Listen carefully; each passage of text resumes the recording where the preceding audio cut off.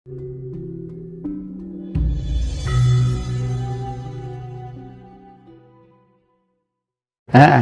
saya misalnya, saya nggak pernah pakai teori-teori macam-macam ya. Cuman ketika saya sudah mentargetkan sesuatu gitu, menciptakan sesuatu itu, sekali aja meriset nggak pernah. Saya percaya kalau Mas Indra sudah ke situ ya hidupnya. Karena apa? Seseorang dari pikiran, dari tutur kata, dari bahasa itu bisa dilihat kok. Orang ini orang sudah mapan batinnya atau belum gitu loh ya. Bisa dilihat. Bisa dilihat. Kalau orang itu hanya pandai ngomong, ya pandai gedabrus itu pasti tetap kelihatan, Nah, Berarti untuk menemukan guru sejati itu macam-macam caranya. macam-macam caranya, ya. Oke. Kalau seperti Bimo Suci apa itu kan cara leluhur untuk membimbing kita. Iya. Mas Rozi dulu dong. Tanya yang agak nakal-nakal gitu Mas barangkali ya. Ini nih pakai ini dulu Mas, pakai ini dulu. Iya. Iya. Ya. Permisi Eyang. Mohon maaf, ini ada mungkin beberapa pertanyaan dari saya yang mewakili nanti teman-teman pemirsa. Nah ini banyak sekali fenomena-fenomena baru Eyang.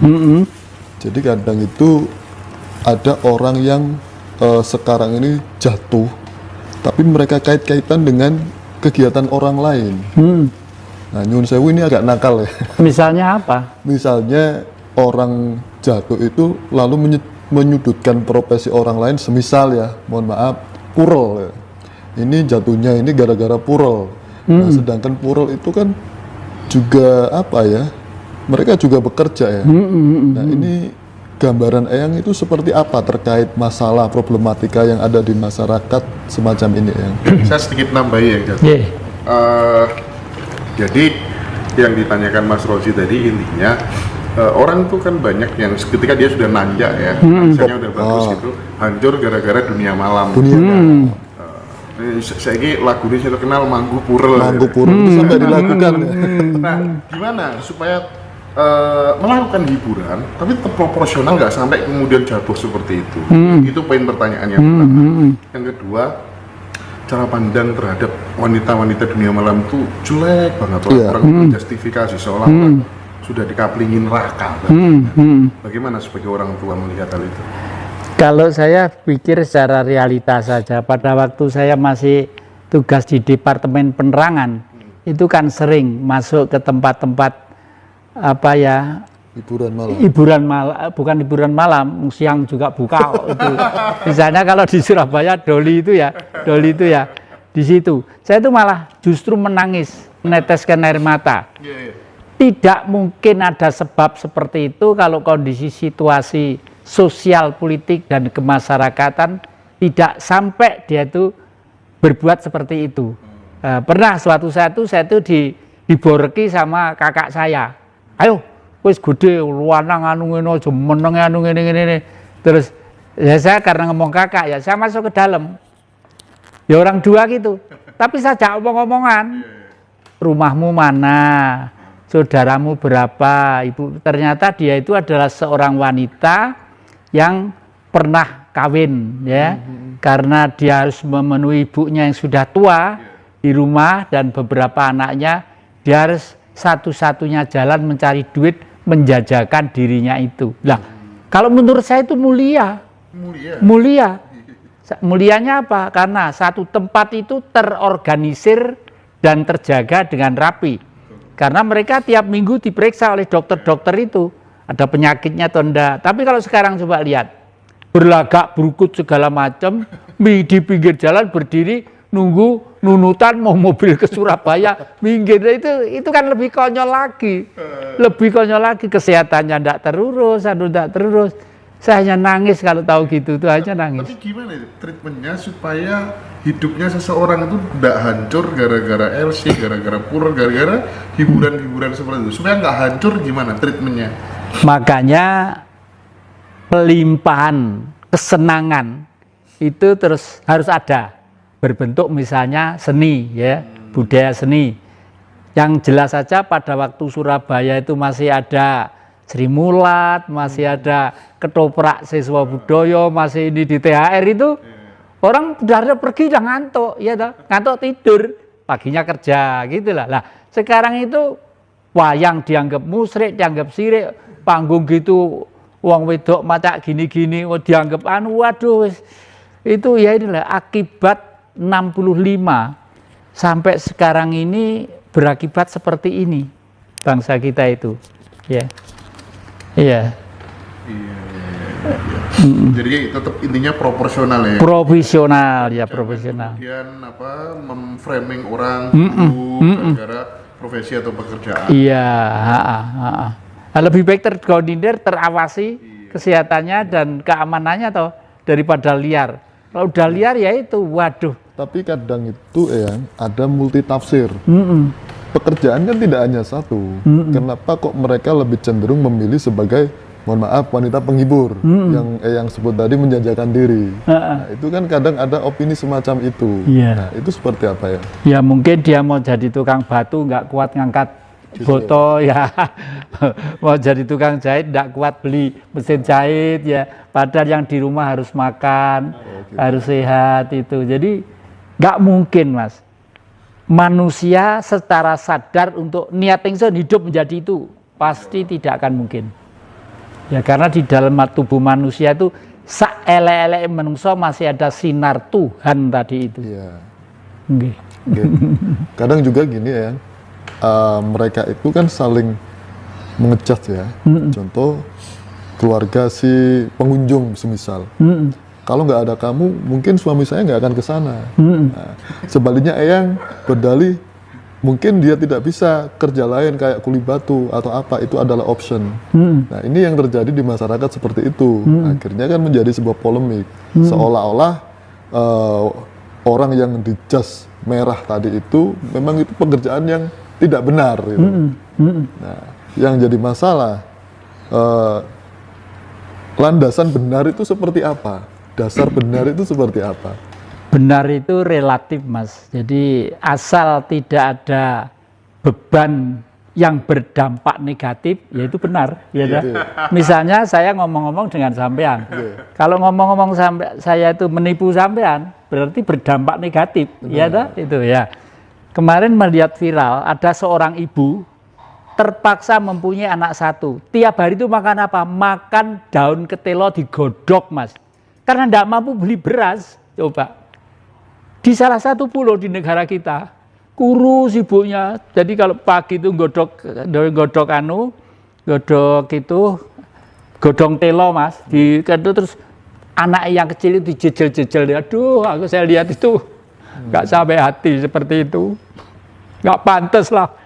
Negara kaya raya seperti ini, rakyatnya masih ada seperti itu. Ironis ya? Ironis sekali.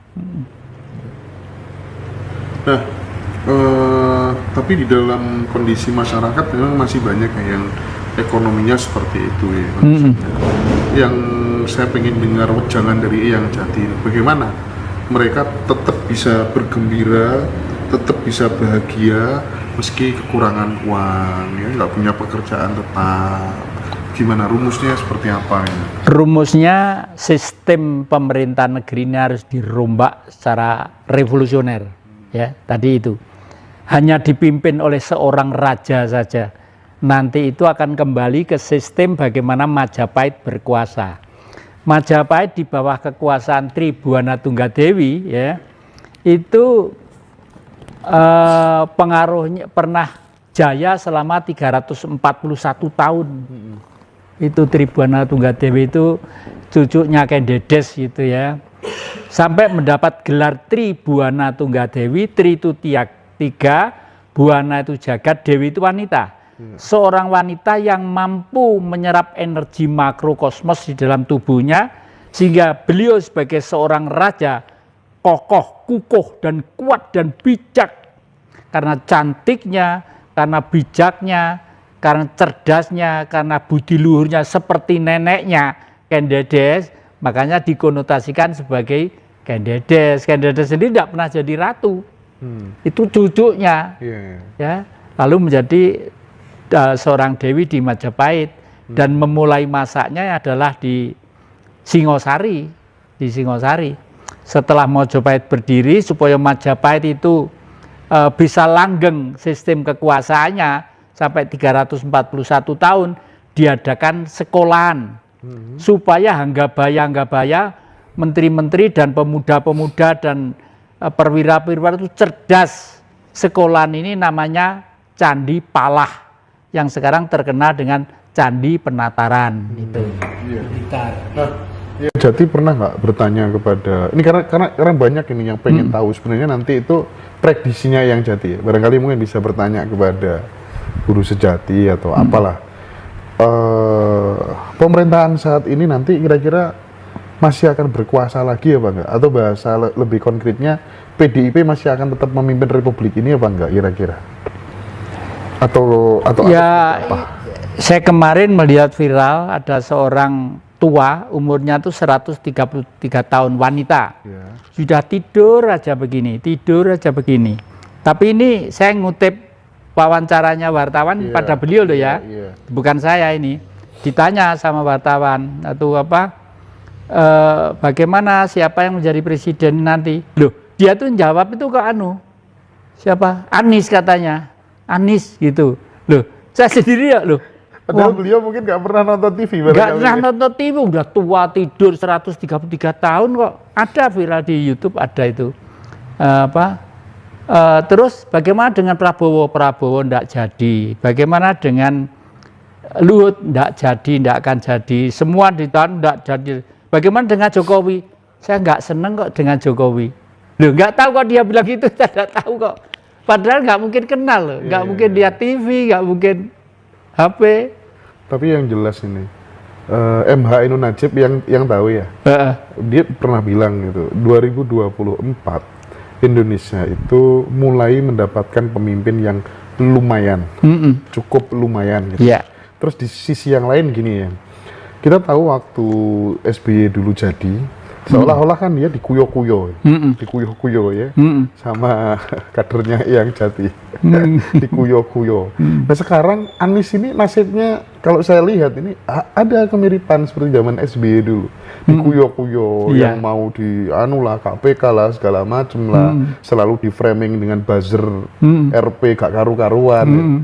Masuk akal juga loh ya. Iya, apalagi itu. Kemana-mana sekarang lihat ya, relawannya seperti itu kan. Orangnya juga santun gitu. Cuman kan jeleknya gara-gara buzzernya terlalu banyak yang peduli gitu kan. Banyak ngomongnya katanya orang Jakarta. Banyak ceramahnya, kurang kerjanya katanya. Tapi kan dijawab dengan prestasi. Dijawab dan selalu tenang gitu loh, selalu tenang gitu ya. Oh, yang Jati ini objektif orangnya berarti. Iya. Jadi tidak harus kader PDI enggak ya? Enggak harus ya. Jadi Mas Guntur kakaknya Mbak Mega itu sudah mengatakan untuk meneruskan tegaknya NKRI ini tidak harus dari putra biologis Bung Karno. Sudah seperti itu.